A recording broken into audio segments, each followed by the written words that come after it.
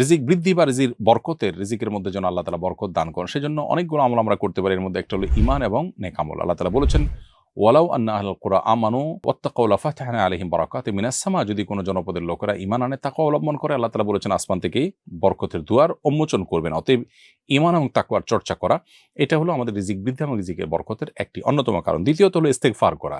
সূরা নূহ আল্লাহ রাব্বুল আলামিন নূহ আলাইহিস সালামের জাতিকে নূহ আলাইহিস সালামের ভাষায় নির্দেশ করেছেন। তিনি বলেছেন, ফাকুলতু আস্তাগফিরু রাব্বাকুম ইন্নাহু কানা গাফফারা। আমি বলেছি আমার জাতিকে তোমরা আল্লাহর কাছে ইস্তেগফার করো, ক্ষমা প্রার্থনা করো, তাহলে কি হবে? আল্লাহ তাআলা বলেছেন তার উপকারিতা বলতে গিয়ে এক পর্যায়ে, ইউমদিদুকুম বিআমওয়ালিন ওয়া বানিন ওয়া জাআল লাকুম জান্নাতিন ওয়া জাআল লাকুম আনহারা। তোমাদেরকে সন্তান এবং সম্পদ দিয়ে আল্লাহ তাআলা ধনী করবেন, সচ্ছল করবেন যদি তোমরা ইস্তেগফার করো। এখান থেকে বোঝা গেল বেশি বেশি ইস্তেগফার করাও রিজিকের বরকত এবং রিজিক বৃদ্ধির কারণ। তৃতীয়ত আত্মীয়তার সম্পর্ক রক্ষা করা। সহিহ বুখারীর একটি হাদিস রয়েছে, নবী সাল্লাল্লাহু আলাইহি ওয়াসাল্লাম বলেছেন, মান সাররাহু আন ইউবসাতা লাহু ফি রিজকিহি আও ইউনসা লাহু ফি আথারিহি ফালিয়াসিল রাহিমা। যদি কেউ চায় তার রিজিকে বরকত দেওয়া হোক, তার হায়াত বৃদ্ধি করা হোক, তাহলে সে যেন আত্মীয়তার বন্ধনগুলোকে সবসময় ভালো রাখে, আত্মীয়দের সাথে সুসম্পর্ক বজায় রাখার চেষ্টা করে এবং তাদের সাথে কানেক্টেড থাকে। আর এর পাশাপাশি আরেকটি আমল হলো যে আল্লাহ তাআলার নিয়ামতের শুকর আদায় করা। আল্লাহ বলেছেন, লা ইন শাকারতুম লা আযীদান্নাকুম। কেউ তোমরা যদি আমার শুকরিয়া আদায় করো, আমি নিয়ামত আরো বাড়িয়ে দিব। আল্লাহ যেটুকু দিয়েছেন সেগুলোর জন্য আলহামদুলিল্লাহ বললে, অন্যের তুলনায় আল্লাহ আমাকে ভালো রেখেছেন, শুকরিয়া আদায় করলে আল্লাহ তাআলা নিয়ামত আরো বাড়িয়ে দেবেন ইনশাআল্লাহ। এরপরে সাদাকার মাধ্যমেও কিন্তু রিজিক বারাকা লাভ হয়। এবং নামাজের পর আল্লাহ তাআলা বলেছেন আমরা যেন মসজিদ থেকে বের হয়ে আল্লাহ তাআলার করুণা তালাশ করি, এবং নামাজ থেকে বের হয়ে মসজিদ থেকে যখন আমরা বের হব তখন আল্লাহুম্মা ইন্নী আসআলুকা মিন ফাদলিকা দোয়া পড়ার শিক্ষা নবীজি দিয়েছেন। এখানে ফজল অর্থাৎ করুণার চাইতে বলা হয়েছে, অর্থাৎ রিজিক চাইতে বলা হয়েছে। আপনি যখন মসজিদ থেকে বের হওয়ার সময় রিজিক চেয়ে আল্লাহর কাছে বের হবেন এবং আপনার পেশায় আপনি সিরিয়াস হবেন, আন্তরিকতার সাথে কাজ করবেন, আপনার জীবনে বরকত আসবে। সকালবেলা কাজ শুরু করলেও জীবনে বরকত নেমে আসে। নবী সাল্লাল্লাহু আলাইহি ওয়াসাল্লাম বলেছেন, আল্লাহুম্মা বারিক লি উম্মতি ফি বুকুরিহা। আল্লাহ আমার উম্মতের জন্য সকালের সময়টাতে বরকত দান করুন। এজন্য বরকত লাভের যত মাধ্যম আছে সেগুলো আমরা অবলম্বন করব। বিসমিল্লাহ বলে কোনো কাজ করলে সেখানে আল্লাহ তাআলা বারাকা দিয়ে থাকেন। অতএব রিজিকের বৃদ্ধি বা রিজিকের বরকতের জন্য এই আমলগুলো আমরা করতে পারি কোরআন এবং হাদিসের আলোকে। দীর্ঘদিন ধরে চশমা ব্যবহারের কারণে চশমা আমার অঙ্গের মতো হয়ে গেছে। নামাজের সময়ও চশমা সাধারণত পরাই থাকে। অনেক সময় চশমার কারণে সেজদায় নাক পুরোপুরি ফ্লোরে লাগে না। এতে কি নামাজে সমস্যা হবে? উত্তর হলো, দর্শক, সাধারণত চশমা ব্যবহার করলে নাক এবং কপাল ফ্লোরে চশমা ব্যবহার করেও লাগানো যায়।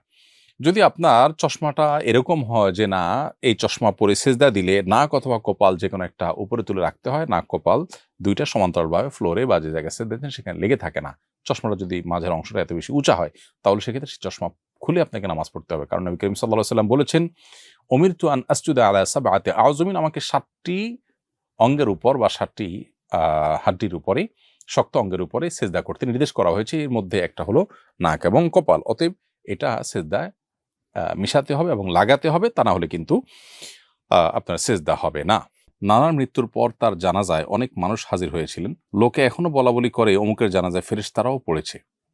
আমার জানার বিষয় হলো, কোনো মানুষের জানাজা কি ফেরেশতারা পড়ে? আর জানাজা লোক বেশি হওয়া কি লোকটি জান্নাতি হওয়ার আলামত? প্রিয় দর্শক, আপনার প্রশ্নের উত্তর হলো, জানাজায় ফেরেশতারাও কখনো কখনো উপস্থিত হয়। এটি প্রিয় নবী সাল্লাল্লাহু আলাইহি ওয়াসাল্লাম থেকে একটি হাদিস বর্ণিত হয়েছে। যে হাদিসটি সূরা নাসাইতে বর্ণিত হয়েছে, সে হাদিসের আলোকে বোঝা যায় এবং প্রমাণিত হয়। হাদিসটি সাহাবা রাদিয়াল্লাহু তাআলা বর্ণনা করেছেন যে নবী করিম সাল্লাল্লাহু আলাইহি ওয়াসাল্লাম একটি জানাজায় যাওয়ার সময় তাকে যখন বাহনে চড়তে বলা হলো, তিনি অস্বীকার করলেন এবং জানাজা পড়ে ফেরার সময় তিনি বাহনে ঠিকই চড়লেন। যখন তাকে জিজ্ঞাসা করা হলো যে আপনি প্রথমে বাহনে কেন চড়তে চাননি, তিনি তখন বললেন, এই জানাজা বিপুল পরিমাণ ফেরেশতারা উপস্থিত হয়েছেন এবং সমস্ত শূন্য জায়গাগুলো ফেরেশতায় পরিপূর্ণ ছিল, এজন্য আমি বাহনে চড়তে চাইনি। এই হাদিস থেকে পরিষ্কারভাবে বোঝা গেল যে জানাজায় ফেরেশতা উপস্থিত হতে পারে। মানুষের জানাজায় ফেরেশতা উপস্থিত হওয়াটা এটি অস্বাভাবিক কোনো বিষয় নয়। তবে প্রত্যেক মুসলমানের জানাজাতেই যে ফেরেশতারা উপস্থিত হয় এমনটি কিন্তু হাদিস থেকে বোঝা যায় না। এখান থেকে একটি বিশেষ ঘটনায় বোঝা যায়। অতএব বিশেষ কোনো ব্যক্তির ক্ষেত্রে তার মর্যাদা, আল্লাহর কাছে তার সম্মানের খাতিরে ফেরেশতারা তার জানাজায় শামিল হতে পারেন। সেই সাথে আরেকটি বিষয় এখানে উল্লেখ করার মতো, সেটি হলো নবী করিম সাল্লাল্লাহু আলাইহি ওয়াসাল্লাম যে বাহনে চড়েননি, অথচ সাধারণ মানুষ তো অনেকে হয়তো বাহনে এসেছেন, তাহলে তাদের কি হবে? উত্তর হলো যে নবী করিম সাল্লাল্লাহু আলাইহি ওয়াসাল্লাম যেখানে তাকে আল্লাহ তাআলা ওহীর মাধ্যমে জানিয়েছেন বা তিনি তার সামনে আল্লাহ তাআলা বিষয়টাকে স্পষ্ট করেছেন, তিনি দেখতে পেয়েছেন, সেজন্য তিনি বাহনে চড়েননি। অন্যদের বেলায় যেহেতু এটি প্রযোজ্য নয়, অতএব তাদের বাহনে চড়লে অসুবিধা তাদের জন্য ছিল না। আর এই হাদিসের আলোকে বোঝা গেল যে আপনার নানার জানাজায় বিপুল পরিমাণ মানুষ হলে সেখানে কিছু ফেরেশতাও থেকে থাকতে পারেন। ফেরেশতা জানাজা উপস্থিত হলে তার দুটি রূপ হতে পারে। একটি হলো ফেরেশতাকে আল্লাহ রাব্বুল আলামিন জিনের মতো যেকোনো আকৃতি ধারণ করবার ক্ষমতা দিয়েছেন। ইসলামী আকীদা অনুযায়ী ফেরেশতারা যেকোনো আকৃতি ধারণ করতে পারেন। সেই হিসাবে তারা মানুষের আকৃতি ধারণ করে উপস্থিত হতে পারেন। আবার তারা বাতাসের সাথে মিশে যেতে পারেন, মানুষের চোখের আলোয় অদৃশ্য থাকতে পারেন জিনের মতো, যে তাদের উপস্থিতি মানুষ টের পাবে না। অতএব সেভাবেও তারা উপস্থিত হতে পারেন। ২ ভাবেই উপস্থিত হওয়ার সম্ভাবনা রয়েছে। আপনার নানার জানাজায় বিপুল পরিমাণ যে মানুষ হয়েছে তা হতে পারে। তারা সবাই সাধারণ মানুষ। কাকতালীয়ভাবে এটা হতে পারে। আবার আল্লাহর কাছে প্রিয় বান্দা হওয়ার কারণে বা মানুষের কাছে প্রিয় হওয়ার কারণে বেশি মানুষ উপস্থিত হয়ে থাকতে পারেন। আবার এর মধ্যে কিছু লোক ফেরেশতা থাকলেও থাকতে পারেন। বাকি এর কোনটিকে আসলে হলফ করে বলা কঠিন যে এখানে ফেরেশতারাই জানাজা পড়েছে এমনটি নিশ্চিত করে বলা মুশকিল। তবে জানাজায় মানুষ বেশি হলে এটি জান্নাতি হওয়ার আলামত এভাবে হাদিসে না আসলেও তবে এটি ভালো লক্ষণ হিসেবে হাদিসে উল্লেখ হয়েছে, যেটি মুসনাদে আহমদে বর্ণিত হয়েছে। আম্মা আয়েশা রাদিয়াল্লাহু তাআলা বর্ণনা করেছেন যে নবী করিম সাল্লাল্লাহু আলাইহি ওয়াসাল্লাম ইরশাদ করেছেন, মা মিন মাইয়িতিন ইউসাল্লা আলাইহি উম্মাতুম মিনান নাস। কোন মানুষের জানাজা যদি অনেক মানুষ পড়ে, সে যুগে ১০০ মানুষ উপস্থিত হওয়াটা অনেক বিরল ব্যাপার ছিল, কারণ ১০০ মানুষের সমাগমটাও একটা এলাকাতে একটা জনপদে অনেক বড় বিষয় ছিল।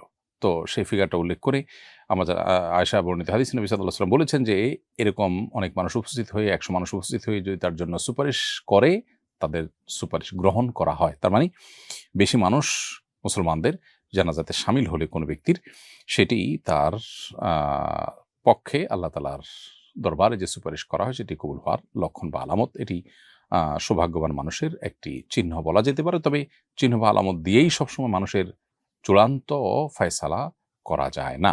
আমরা শুধুমাত্র সুধারণা করতে পারি। এরপরে প্রশ্ন হলো, মোজার উপরে মাসা করার বিধান জানতে চাই। কি ধরনের মোজার উপরে মাসা করা যাবে? একবার মোজা পরে কতদিন মাসা করা যাবে? এর উত্তর হলো যে মোজার উপরে মাসা করার এই বিধানটি আহলে সুন্নাত জামাতের একটি আলামত।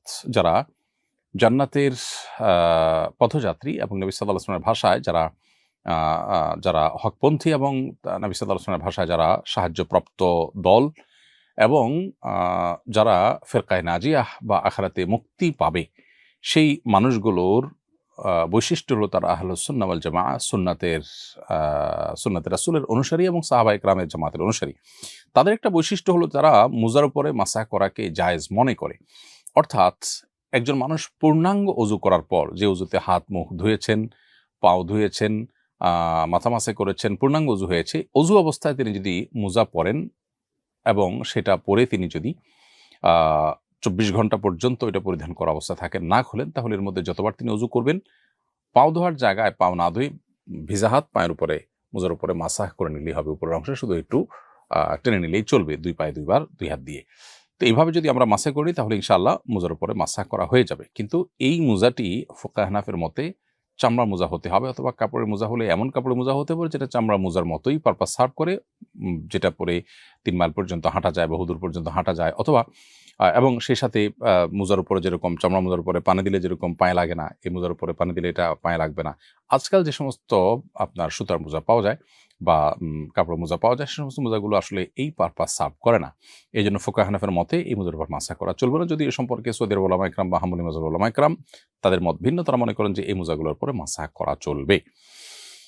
আর মাসাটা আমরা যখন নিজ ঠিকানায় থাকবো তখন ২৪ ঘন্টা পর্যন্ত আমরা মাসা করতে পারবো। আর যদি সফরে থাকি তাহলে ৩ দিন ৩ রাত পর্যন্ত মাসা করা যাবে, এবং এটা শীত গরম সব মৌসুমে করা যাবে, এবং মাসা করার কারণে কোনো সওয়াবের কমতি হবে না। অতএব পবিত্র অবস্থায় মোজা পরার পর আমরা এই মাসা করার সুবিধাটা পাবো, এবং এটার মেয়াদ শেষ হয়ে গেলে আবার মোজা খুলে পূর্ণাঙ্গ উজু করে আবার আমরা চাইলে মোজা পরে তার উপরে যতবার উজু করবো মাসা করে নিলে চলবে পায়ে ধোয়ার পরিবর্তে।